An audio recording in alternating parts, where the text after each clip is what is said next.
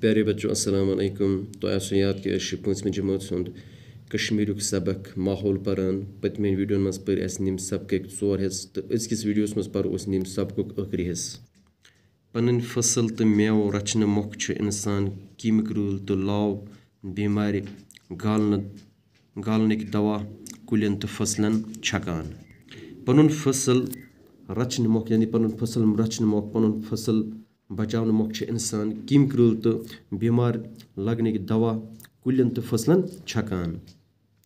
यह जहरील दवा फायदेमंद कीमिन तो गालान। इस जहरील दवा यह फायदेमंद कीमिन यानी यम फायदे दिवान तो इमन कीमिन ते गालान, इमन कीमिन ते मारान।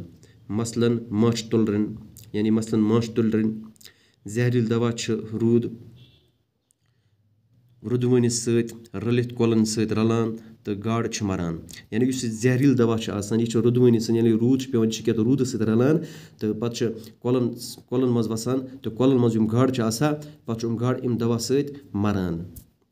वन कोलन मज प्रेन पे गाड़ नजर गसान यानी वन आजकल प्रेन पे प्रेनिस वक्त मज कोलन मज गाड़ आसान तो आज इत कोलन मज गाड़ नजर गसान कहें ते यित पे माहौल बर्बाद गसान। यानी इत पे सोन यह माहौल यह इत बर्बाद गसान।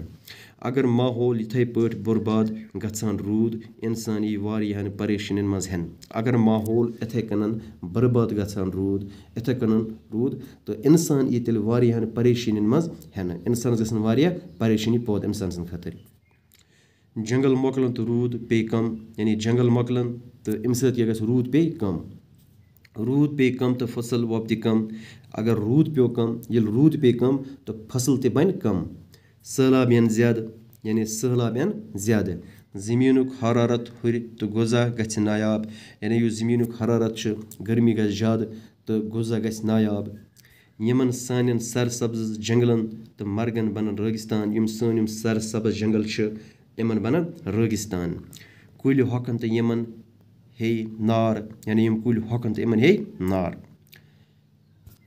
रूज जू जच यम अक अकिस पे दरित तिम मरन अकि अकि यानी यम जू जच अक अकिस पे दरित वम मरन अकि अकि।